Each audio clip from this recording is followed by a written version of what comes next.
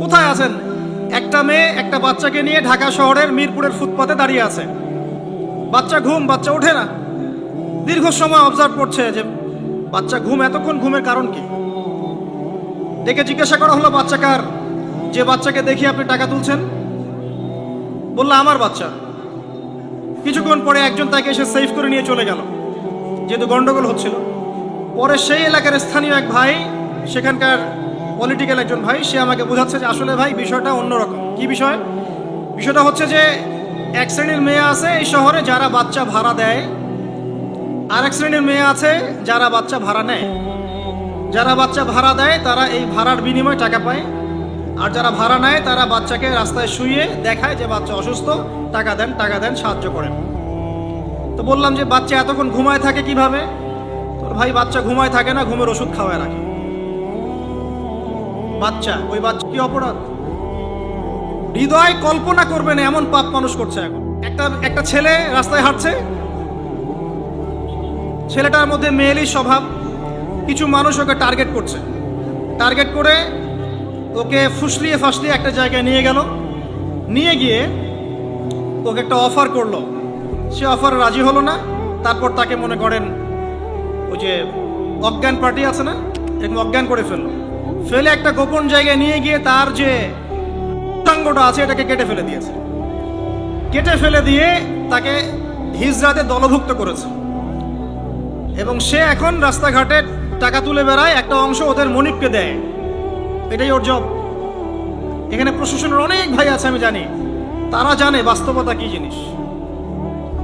কল্পনা করতে পারবেন না যে এদের মধ্যে গ্রুপিং আছে, কোথায় থাকবে কে, কতক্ষণ, কত ঘন্টা, এটা টাইম নির্ধারণ করা আছে। কেউ স্বেচ্ছায় হিজড়া হচ্ছে যাতে করে টাকা কামাই করা যায়।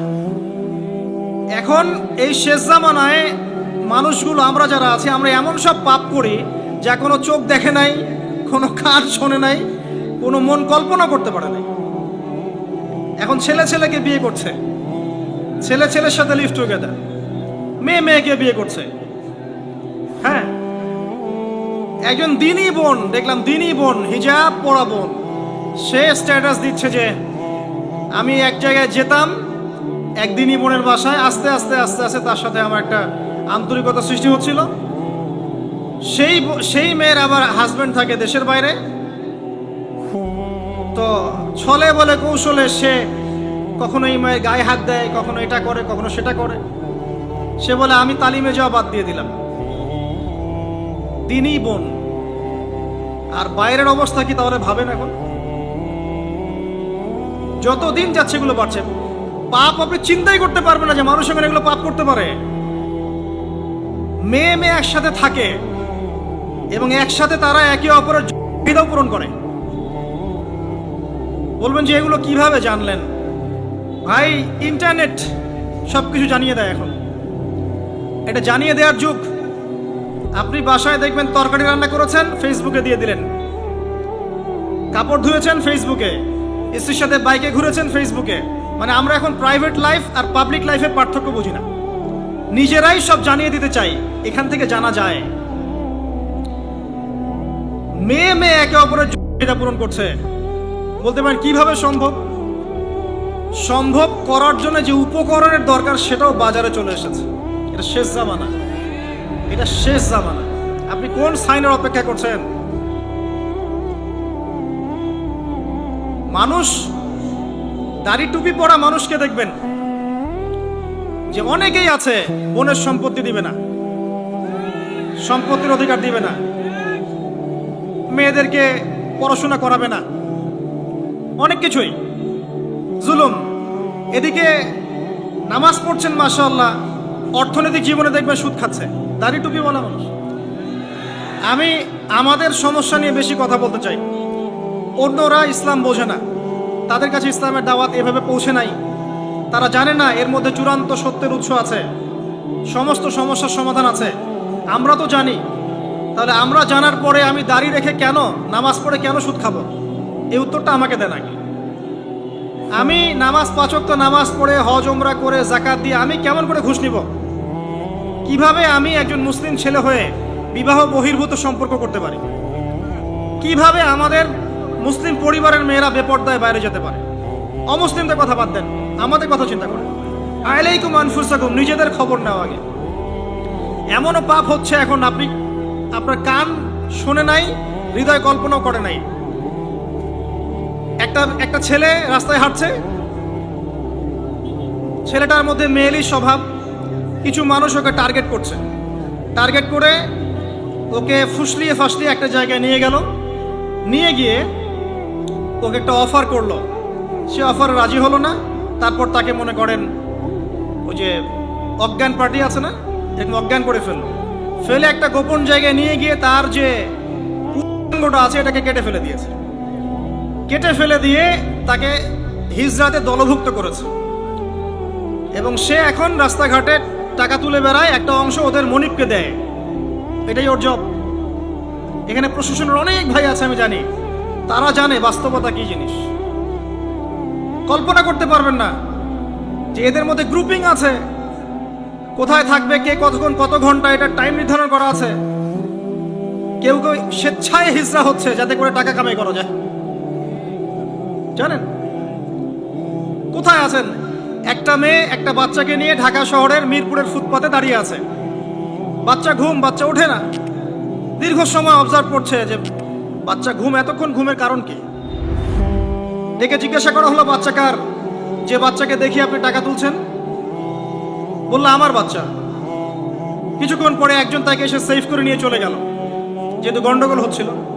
পরে সেই এলাকার স্থানীয় এক ভাই, সেখানকার পলিটিক্যাল একজন ভাই, সে আমাকে বোঝাচ্ছে যে আসলে ভাই বিষয়টা অন্যরকম। কি বিষয়?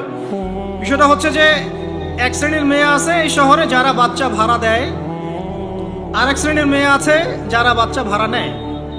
যারা বাচ্চা ভাড়া দেয় তারা এই ভাড়ার বিনিময়ে টাকা পায়, আর যারা ভাড়া নেয় তারা বাচ্চাকে রাস্তায় শুইয়ে দেখায় যে বাচ্চা অসুস্থ, টাকা দেন, সাহায্য করেন। তো বললাম যে বাচ্চা এতক্ষণ ঘুমায় থাকে কিভাবে? তোর ভাই বাচ্চা ঘুমায় থাকে না, ঘুমের ওষুধ খাওয়ায় রাখে। ওই বাচ্চা কি অপরাধ? হৃদয় কল্পনা করবেন এমন পাপ মানুষ করছে এখন। আপনার কল্পনার বাইরে মানুষের পাপ এখন। প্রিয় যুবক ভাইরা, এগুলো বলতে গেলে অনেক সময় লাগবে। আখিরুজ্জামানের ম্যাক্সিমাম সাইন এখন স্পষ্ট হচ্ছে। মানুষ আল্লাহর হালালকে হারাম করছে, হারামকে হালাল করছে। সত্যবাদী মিথ্যাবাদী হয়ে যাচ্ছে, মিথ্যাবাদী সত্যবাদী হয়ে যাচ্ছে। মানুষ উঁচু উঁচু বিল্ডিং নির্মাণের প্রতিযোগিতায় ব্যস্ত, মত্ত, দুনিয়ার নেশায় মত্ত। দিনকে মানুষ দুনিয়া উপার্জনের মাধ্যম বানিয়ে খাচ্ছে। মানুষ মাদককে হালাল মনে করছে, জেনাকে হালাল মনে করছে। সময়গুলো সংক্ষিপ্ত হচ্ছে, আল্লাহর আযাব গজবগুলো বাড়ছে। বিশ্বাস করেন, মন থেকে একটা কথা বলছি, আল্লাহর গজব আসা শুধু সময়ের ব্যাপার মাত্র, জাস্ট সময়ের ব্যাপার। আমরা যা করছি, আমরা ব্যক্তি পর্যায় থেকে শুরু করে বিশ্ব পর্যন্ত যা করছি, আল্লাহর গজব আসা শুধু একটা সময়ের ব্যাপার মাত্র। দেখে নিয়েন। আল্লাহ পাক আমাদেরকে বাঁচাক, হেফাজত করুক, দোয়া করি। আল্লাহুম্মা আমিন। আল্লাহর কাছে দোয়া করি, আল্লাহ যে মানুষগুলো এই পৃথিবীতে আছে তোমাকে ডাকছে, নীরবে নিভৃতে তোমাকে ডেকে চোখের পানি ফেলছে, যাদেরকে তুমি এই পৃথিবীতে তোমার অর্পিত দায়িত্ব দিয়েছো, যারা যথাযোগ্যভাবে পালন করছে, এদের ওসিলায় হলেও আমাদেরকে হেফাজত করো। আমিন।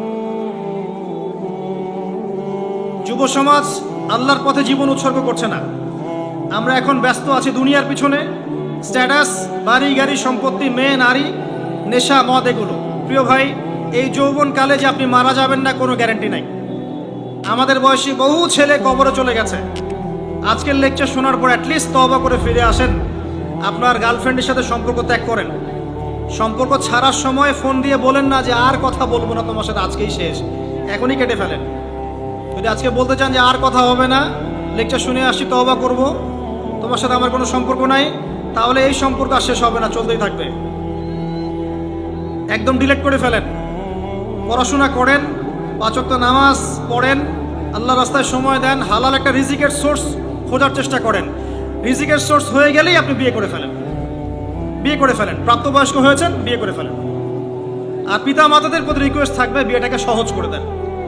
আপনার সন্তানদেরকে জেনা থেকে বাঁচান, চোখের পাপ থেকে বাঁচান, মনের পাপ থেকে বাঁচান। আমার ফোনটা যদি আমি খুলি, আপনাকে দেখাই, এখানে 3,000 4,000 করে মেসেজ আসে। আমি সব তো দেখার সময় পাই না, যে কয়টা স্ক্রল করার সময় পাই। ম্যাক্সিমাম সমস্যা, ভাই হস্তমৈথুনে অভ্যস্ত হয়ে পড়েছি, ছাড়তে পারি না, কি করব? ভাই বিয়ে করতে চাই, সামর্থ্য নেই, কি করব? ভাই আমার স্বামীর সাথে মনিমনা হয় না, কি করব? প্রবলেমস আর প্রবলেমস। বেশিরভাগ প্রবলেমস নৈতিকতার সম্পৃক্ত, নৈতিকতার সাথে সম্পৃক্ত। যখন আপনি দিনের কাজে ব্যস্ত থাকবেন, দুনিয়ার বিষয়গুলো আপনার কাছে তুচ্ছ মনে হবে, তখন দেখবেন এইসব সমস্যা আপনার সাথে নাই। আপনি দিব্যি নামাজ পড়ছেন, রোজা রাখছেন, কোরআন তেলাওয়াত করছেন, দাওয়াতি কাজ করছেন, আপনি ভালো থাকবেন। একটা রিজিকের সোর্স বের করার চেষ্টা করেন, একটা নেককার মেয়েকে বিয়ে করে ফেলেন। এই জায়গায় অস্থির হয়ে সিদ্ধান্ত নেবেন না। একদিন বলেছি এক লেকচারে, আবার বলছি, বোরখাওয়ালা মেয়ে দেখলেই পাগল হয়ে যায় না। ঠিক তো বলছেন। সব বোরখার পিছনে প্রকৃত দিনদারিতা কিন্তু থাকে না। প্রথম কথা হচ্ছে আপনাকে আল্লাহর কাছে চাইতে হবে, এই দোয়াটা করতে হবে, রব্বানা হাব লানা মিন আজওয়াজিনা ওয়া যুররিয়াতিনা কুররাতা আয়ুন ওয়াজআলনা লিল মুত্তাকিনা ইমামা। এই দোয়াটা করতে থাকতে হবে। আল্লাহ পাক দেখবেন ইনশাআল্লাহ একজন নেককার স্ত্রী আপনাকে দান করেছেন ইনশাআল্লাহ।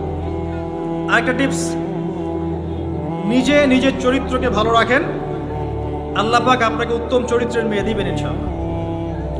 নিজের চরিত্রকে ভালো রাখবেন না, আশা করতে যায়েন না যে একজন কুমারী পুণ্যবতী স্ত্রী আপনার ঘরে চলে আসবে, এটা আশা করতে যায়েন না। আল্লাহ পাক কিন্তু ন্যায় বিচার করেন। প্রিয় ভাইয়েরা, আমরা আরশের ছায়া পেতে চাই না? যুবক ভাইদের প্রতি অনুরোধ থাকবে, সমস্ত পাপগুলোকে ছেড়ে দেন, মাদক ছেড়ে দেন। মাদক আপনাকে কোনো সুখ দিবে না। এই ফ্রেন্ড সার্কেলকে দেখানোর জন্য স্মার্টনেস মনে করে সিগারেট টানতে যায় না, ওখান থেকে আপনি ইয়াবাতে চলে যাবেন। ওটা প্রথম ধাপ। এখন ওই যে প্রশাসন কিছু মাদক ধরছে, LSD না সামথিং লাইক এরকম নাম, যেগুলো ইয়াবার চেয়ে বেশি ভয়ঙ্কর, সেগুলো আমাদের দেশে ঢুকে গেছে। যতক্ষণ পর্যন্ত আমরা আমাদের যুবকদের নৈতিক চরিত্র ঠিক করতে পারবো না, আইন দিয়ে সব সমস্যার সমাধান করা যাবে না। এটা কখনো হয় না। মানুষকে পিটিয়ে, জেল দিয়ে, শুলি দিয়ে, ফাঁসি দিয়ে সবসময় সমস্যার সমাধান হয় না। ভিতরের নৈতিকতার পরিবর্তন দরকার আছে। একটা জাতিকে যদি আমরা একটা ইতিহাস শেখাতে চাই, সবসময় সেই ইতিহাসের চর্চা করতে হয় না? চর্চা করতে করতে করতে করতে ওটা মাথায় ইনস্টল হয়ে যায়। ঠিক একইভাবে যদি আমি চাই যে এরা নৈতিকভাবে সৎ হোক, তাহলে নৈতিকতার চর্চা বাড়াতে হবে। আস্তে আস্তে দেখবেন ইনশাআল্লাহ তাআলা তাদের মনের মধ্যে আল্লাহর ভয় ঢুকে যাবে।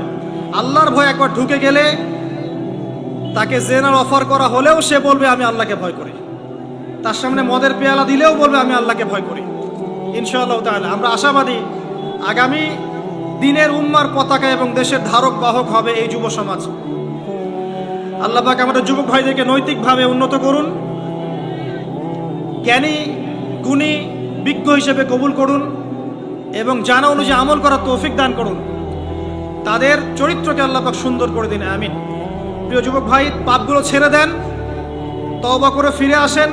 আল্লাহ আপনার জন্য অপেক্ষা করছেন, আপনি কখন তওবা করে আসবেন। বিশ্বাস করেন, আল্লাহ আপনার জন্য অপেক্ষা করছেন যে কখন আপনি তওবা করবেন। প্রত্যেক রাতে আল্লাহ পাক প্রথম আসমানে নামেন এবং আপনাকে আহ্বান করতে থাকেন, কে আছো আমাকে ডাকবে, আমি তোমার ডাকে সাড়া দিব। কে আছো আমার কাছে চাইবে, আমি তোমার চাওয়া পূরণ করব। কে আছো আমার কাছে ক্ষমা চাইবে, আমি তোমাকে মাফ করে দেব। প্রত্যেক রাতেই। আপনি মাদকের কাছে সুখ পাবেন না, গার্লফ্রেন্ড আপনাকে সুখ দিবে না। আর প্রকৃত অর্থে এগুলো ভালোবাসার পরিচয় নয়। আল্লাহ আপনাকে ভালোবাসেন, মানুষ মানুষের অবস্থানকে ভালোবাসে, আল্লাহ আপনার আত্মাকে ভালোবাসেন। এটা কথা মনে রাখবেন, মানুষ মানুষের অবস্থানকে বেশি মূল্যায়ন করে। আল্লাহ পাক আপনাকে সৃষ্টি থেকেই ভালোবাসেন।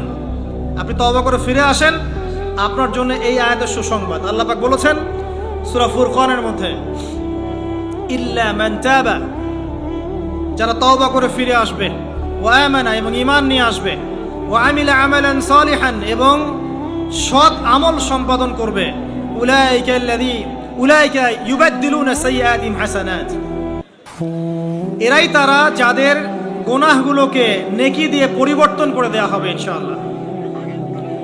আল্লাহ পাক আবার বলছেন, যারা তওবা করবে, তওবা করে ফিরে আসবে, ঈমান নিয়ে আসবে, বেশি বেশি নেক আমল করবে, এরাই সেই সব মানুষ যাদের গুনাহগুলোকে আল্লাহ পাক নেকি দিয়ে পরিবর্তন করবেন ইনশাআল্লাহ। দ্বিতীয় শ্রেণী তারা যারা তাদের যৌবনকাল আল্লাহর পথে বিলিয়ে দিয়েছে। তিন নাম্বার শ্রেণী হচ্ছে তারা, রজুলুন, এমন ব্যক্তি, কলবুহু মুআল্লাকুন বিল মসজিদ, যার হৃদয়টা মসজিদের সাথে ঝুলন্ত থাকে। একজন মানুষের মন মসজিদের সাথে ঝুলন্ত কিভাবে থাকতে পারে? মানে প্রত্যেক ওয়াক্ত নামাজের পর পরের ওয়াক্ত নামাজ পড়ার জন্য সে আগ্রহী থাকে। এটাকে বলা হয় মসজিদের সাথে হৃদয় ঝুলন্ত থাকা। এই শ্রেণীর মানুষকে আল্লাহ পাক আরশের ছায়া ছায়া দিবেন ইনশাআল্লাহ তাআলা। এটা কি আমরা করতে পারি না ভাই? আল্লাহ পাক আমাদেরকে তৌফিক দান করুন, আমিন। 4 নম্বর শ্রেণী, রজুলান, এমন দুইজন ব্যক্তি, হোক নারী বা পুরুষ, তাহাব্বা ফিল্লাহ, যারা একে অপরকে আল্লাহর জন্য ভালোবাসে। একে অপরকে আল্লাহর জন্য ভালোবাসে, দুনিয়ার স্বার্থে নয়, আল্লাহর জন্য, দ্বীনের স্বার্থে ভালোবাসে। ইজতামা আলাইহি ওয়া তাফাররাকা আলাইহি, একত্রিত হয় তারা আল্লাহর জন্য, বিচ্ছিন্ন হয় আল্লাহর জন্য। অতএব যাকে ভালোবাসতে চান আল্লাহর জন্য ভালোবাসেন। আপনার স্ত্রী, আপনার সন্তান, আপনার বাবা, আপনার মা, যাকে ভালোবাসেন, মহব্বত করেন, আল্লাহর জন্য করেন। লা নুরিদু মিনকুম জাযাআন ওয়ালা শুকুরা, আমরা তোমাদের কাছে কোনো জাযাও চাই না, কোনো প্রতিদানও চাই না, শুধু আল্লাহর চেহারা চাই, আল্লাহর সন্তুষ্টি চাই।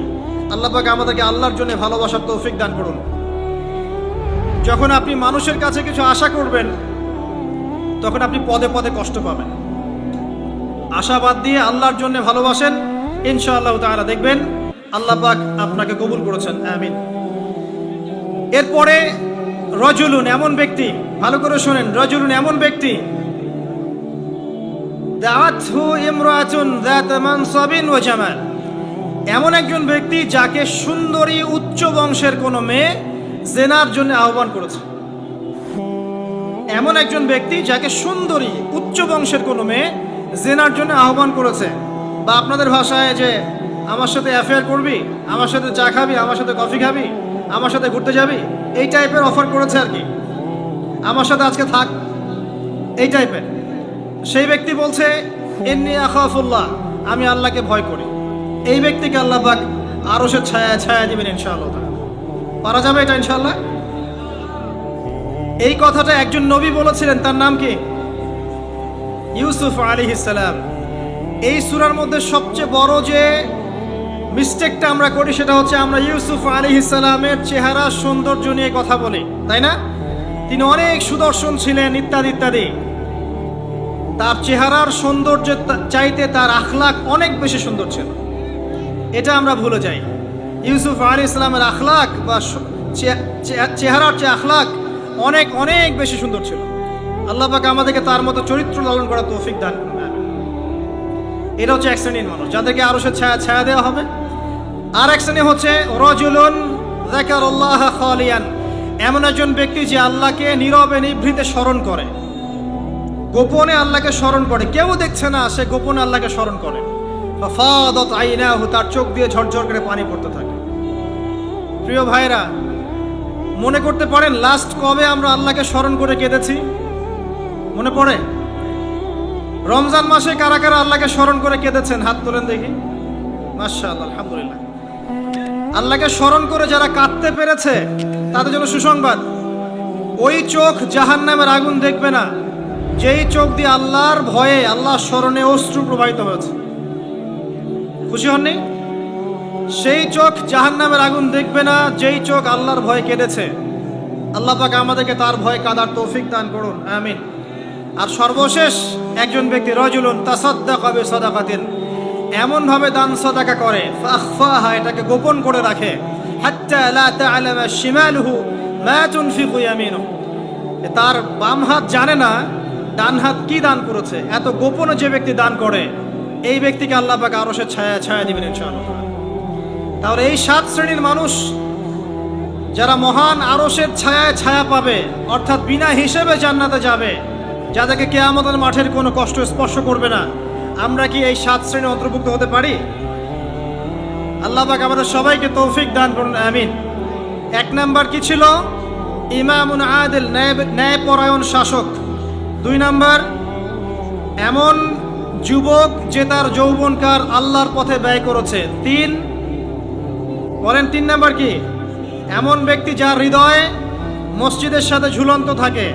4 কি? এমন দুজন ব্যক্তি যারা পরস্পরকে আল্লাহর জন্যে ভালোবাসে। 5 এমন ব্যক্তি যে আল্লাহকে স্মরণ করে নীরবে নিভৃতে, চোখ দিয়ে অশ্রু প্রবাহিত হয়। ছয়, এমন ব্যক্তি যাকে কোনো নারী, সুন্দরী নারী আহ্বান করে জেনার জন্যে, সে বলে আমি আল্লাহকে ভয় করি। আর সাত, এমন ব্যক্তি যে এত গোপনে দান সৎকা করে যে তার বাম হাত জানে না ডান হাত কি দান করেছে। আল্লাহ পাক আমাদের সবাইকে এই 7 শ্রেণীর অন্তর্ভুক্ত হওয়ার তৌফিক ইনায়াত করুন, আমিন। আর একটা ছোট্ট জিনিস শেয়ার করে আমি আলোচনা শেষ করবো ইনশাআল্লাহ। অনেক লম্বা আলোচনা করে আসলে লাভ নাই, মূল কথা অল্প। ইমাম শাফিঈ রাহিমাহুল্লাহর নাম শুনেছেন? ইমাম শাফিঈ রাহিমাহুল্লাহ বলতেন, লাউ আনজালাল্লাহু হাযিহি সূরা লাওয়াসিআতহু, আল্লাহ পাক যদি পুরো কোরআন নাজিল না করে শুধুমাত্র এই সূরাটুকু নাজিল করতেন যথেষ্ট ছিল। তিনি আরো বলতেন যে একজন মুসলিমের উপরে কোরআন শিক্ষা করা যেমন ফরজ, ঠিক তেমনি আরবি ভাষাটা শেখাও ফরজ। তিনি এই কথা বলেছেন, আমি বলি না, কিন্তু আমি তার এই মতের সাথে একমত। কোন সূরা? সূরাতুল আসর। আল্লাহ পাক বলছেন, ওয়াল আসরি, সময়ের কসম, আপনার হেদায়েতের জন্য যথেষ্ট। সময়ের কসম, মহাকালের কসম, ইন্নাল ইনসানা লাফি খুসর, এই পুরো মানব জাতি ধ্বংসের মধ্যে আছে, ক্ষতির মধ্যে আছে। ইল্লাল্লাযীনা আমানু, তারা নয় যারা ঈমান এনেছে, ওয়া আমিলুস সলিহাত, এবং সৎ আমল করেছে, ওয়া তাওয়াসাউ বিল হক, এবং পরস্পরকে সত্যের উপদেশ দিয়েছে, ওয়া তাওয়াসাউ বিস সবর, এবং পরস্পরকে ধৈর্যের উপদেশ দিয়েছে। এই 4টা গুণ যারা অর্জন করতে পারবে, ইনশাআল্লাহ তাআলা দুনিয়া এবং আখিরাত উভয় জাহানের যে কোনো ক্ষতি থেকে, বালা মুসিবত থেকে আল্লাহ পাক তাদেরকে হেফাজত করবেন ইনশাআল্লাহ তাআলা। সময়ের কসম কেন? 3টা মেসেজ, একটু মনোযোগ দেন। সময়ের কসমের পিছনে 3টা মেসেজ। এক, সময় আপনার জীবনের সবচেয়ে মূল্যবান জিনিস। সময় চলে যাচ্ছে, হায়াত চলে যাচ্ছে। বরফ গলে যায় যেমন, আমাদের দিন রাত চলে যাচ্ছে, হায়াত গলে যাচ্ছে, ঠিক ওই রকম। 2 নম্বর মেসেজ, আল্লাহ পাক অতীতকালের দিকে তাকাতে বলছেন। অতীতকালের দিকে তাকিয়ে দেখেন, প্রত্যেক যুগে যুগে যারাই কোরআন এবং সুন্নাহ, মানে আল্লাহ এবং তার রাসূলের বিরোধিতা করেছিল, আল্লাহ পাক তাদেরকে সমূলে ধ্বংস করেছেন। এই শিক্ষা আল্লাহ দিতে যাচ্ছেন। ফিরআউন ধ্বংস করেন নাই?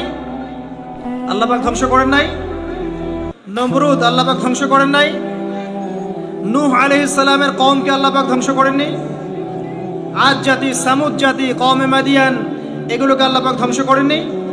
করেছেন। এখানে মেসেজ সময়ের কসম বলে, এই যে এ যুগেও বা ভবিষ্যতেও যদি কেউ আল্লাহ এবং তার রাসূলের বিরুদ্ধাচরণ করে, আল্লাহ পাক বলছেন তারাও ধ্বংস হবে ইনশাআল্লাহ। ঠিক আছে? আর 3 নম্বর মেসেজ হচ্ছে আমাদের জন্য, সেটা হচ্ছে যারা বিশ্বনবীর উম্মত, মুহাম্মদ সাল্লাল্লাহু আলাইহি ওয়াসাল্লামের উম্মাহ, যারা শেষে এসেছি আমরা, যাদের সামনে কিয়ামত হবে, তারা সবচেয়ে বেশি ক্ষতির মধ্যে আছে। কারণ এই যুগে কিয়ামতের বেশি বেশি নিদর্শনগুলো আত্মপ্রকাশ করবে, এবং যত দিন যাবে ফিতনা ফাসাদ তত বাড়তে থাকবে। এই কারণে আমরা বেশি ক্ষতির মধ্যে আছি।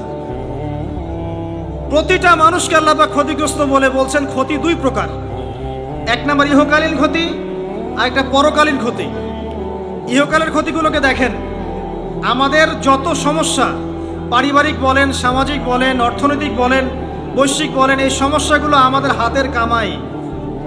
এই সমস্যাগুলো আমরা কামিয়েছি।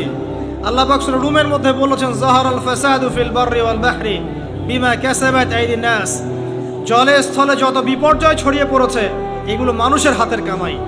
মানুষ ক্ষতির মধ্যে আছে, মানে মানুষ দুনিয়াতে ক্ষতির মধ্যে আছে। আর পরকালের ক্ষতি কি? মানুষকে মৌতের স্বাদ গ্রহণ করতে হবে, কবরের প্রশ্ন, হিসেব নিকেশ। আপনারা বিশৃঙ্খলা করছেন কেন? মিজান, পুলসিরাত, জান্নাত জাহান্নামের ক্ষতি। তাই মানুষ এবং জিন জাতি পরকালেও ক্ষতির মধ্যে আছে, আছে না? আছে। 4টা কাজ যারা করবে তারা ক্ষতিমুক্ত। 1 নাম্বার, ইল্লাল্লাযীনা আমানু। এতটুকু শুনে যান, এতটুকুর উপর আমল করে যান, ইনশাআল্লাহ যথেষ্ট হবে। ঈমান যারা এনেছে, ঈমান কি জিনিস? কয়টা বিষয়ের প্রতি ঈমান আনতে হয়? উত্তর হচ্ছে 6টা বিষয়। 1, আল্লাহর প্রতি বিশ্বাস।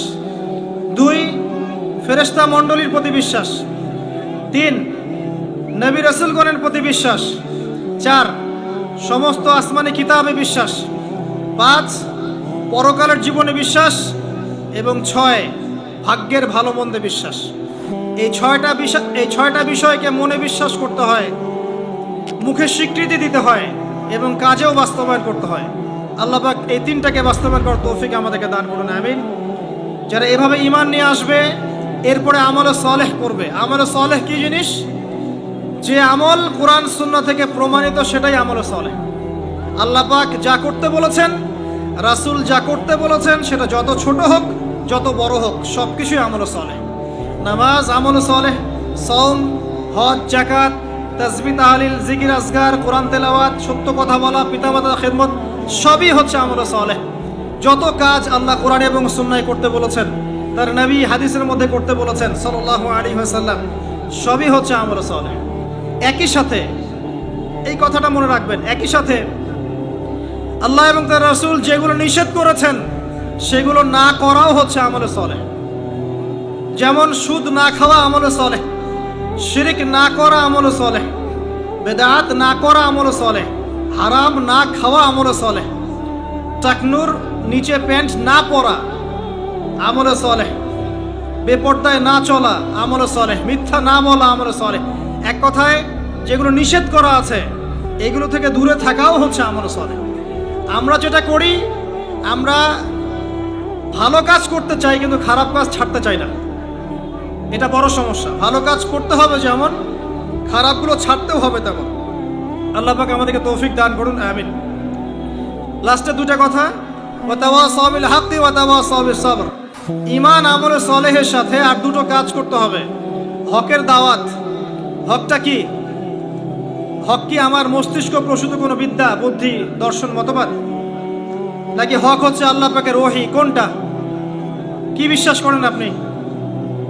হক কি আমার নিজের মন গড়া বিধান না আল্লাহর ওহী? উত্তর আমরা দিব না, উত্তর কে দিবে? উত্তর কোরআন দিবে। সূরাতুল কাহফের 29 নম্বর আয়াত পড়ে দেখবেন, আল্লাহ পাক বলেছেন, ওয়াকুলিল হাক্কু মির রাব্বিকুম। হক সেটাই যা তোমার রবের পক্ষ থেকে নাজিল হয়। সিম্পল। হক সেটাই যা তোমার রবের পক্ষ থেকে নাজিল হয়। রবের পক্ষ থেকে কি নাজিল হয়েছে? রবের পক্ষ থেকে কি নাজিল হয়েছে? কোরআন এবং সুন্নাহ কি আলাদা? আমরা কি খালি কোরআন মানবো, সুন্নাহ মানবো না?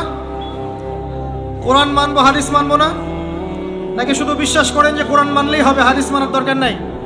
কোনটা? আল্লাহর পক্ষ থেকে কোরআন এসেছে, এর ব্যাখ্যা নবীর হাদিসও এসেছে। এই কোরআন এবং হাদিস হচ্ছে হকের চূড়ান্ত মানদণ্ড। কোরআন এবং হাদিসের সাথে যা মিলে যাবে আমরা গ্রহণ করব, কোনো সমস্যা নেই। কিন্তু কোরআন এবং সুন্নাহর সাথে যা মিলবে না সেটা আপনি ছেড়ে দিবেন, এটাই আপনার উপর ফরজ। যেটাই কোরআন সুন্নাহর সাথে মিলবে না আপনি ছেড়ে দিবেন, যা মিলবে আপনি নিয়ে নেবেন, কোনো সমস্যা নেই ইনশাআল্লাহ। এই হকের যারা প্রচার করে, প্রসার করে, তারা ক্ষতি থেকে মুক্ত আছে।